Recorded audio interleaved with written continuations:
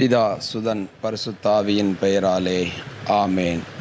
இயேசு கிறிஸ்துவில் எனக்கு மிகவும் பிரியமுள்ள என் சகோதர சகோதரிகளை, டிவைன் வாய்ஸ் சேனல் மூலமாக உங்களை அன்புடன் வரவேற்கின்றேன்.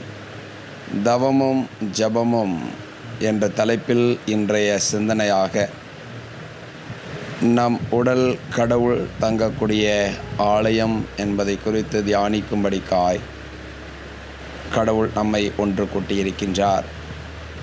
மத்தேயு நற்செய்தி அதிகாரம் 21 பார்க்கின்றோம். என் இல்லம் இறை வேண்டலின் வீடு என அழைக்கப்படும் என்று மறைநூலில் எழுதியுள்ளது. ஆனால் நீங்கள் இதை கல்வர் குகையாக்குகிறீர்கள் என்று அவர்களிடம் சொன்னார். இதோ இந்த புனித வாரத்தில் இந்த 2ஆம் நாளில் ஆண்டவர் இயேசு கோவிலை சுற்றம் செய்ததை நாம் பார்க்கின்றோம். இதோ ஆண்டவர் தங்கக்கூடிய ஆலயமான நம் கோயில் எவ்விதமாய் இருக்கின்றது. 1 கொரிந்தியர் அதிகாரம் 3:16 சொல்லப்பட்ட இறை வார்த்தையின்படி, நீங்களே கோவில் என்று உங்களுக்கு தெரியாதா? நீங்கள் கோவிலை அழித்தால் கடவுள் உங்களை அழித்து விடுவார். ஆவியானவர் தங்கக்கூடிய ஆலயத்தை நாம் எவ்விதமாய் வைத்திருக்கின்றோம்? அன்று ஆண்டவர் இயேசு கோவிலை தூய்மைப்படுத்தினார். ஏனென்றால் அன்று கல்வர் குகை போல அந்த கோவிலை அசிங்கப்படுத்தி வைத்திருந்தார்கள். அதேபோல் கடவுள் தங்கக்கூடிய ஆலயமாகிய நம் கோவிலுடைய நிலைப்பாடு எவ்விதமாய் இருக்கின்றது? சிந்தித்து பார்க்க கடவுள் நம்மை அழைத்திருக்கின்றார்.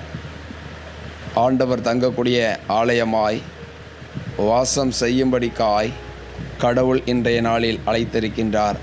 ஆகையால் நாம் புதுப்பிக்கப்பட, நம் எண்ணங்கள் புதுப்பிக்கப்பட, நம் சிந்தனைகள் புதுப்பிக்கப்பட, ஆவியானவர் தங்கக்கூடிய ஆலயமாய் நாம் நம் உடலை பரிசுத்தப்படுத்துகின்ற பொழுது ஆவியானவர் நம்முடன் இருந்து அற்புதமான முறையில் நம்மை வழிநடத்துகின்றார்.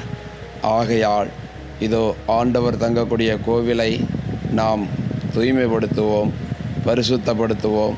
பரிசுத்தமுள்ளவன் இன்னும் பரிசுத்தமாகட்டும் என்று சொல்லப்பட்ட வார்த்தையின்படி இதோ நாம் நம்மையே பரிசுத்தப்படுத்தி கடவுள் தங்கக்கூடிய ஆலயமாய் நம்மை ஒப்பு கொடுப்போமா?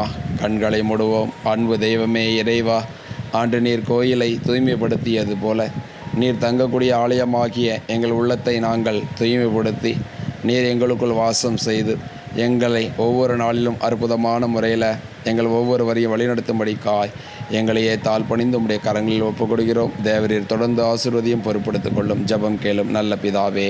ஆமேன், ஆமேன்.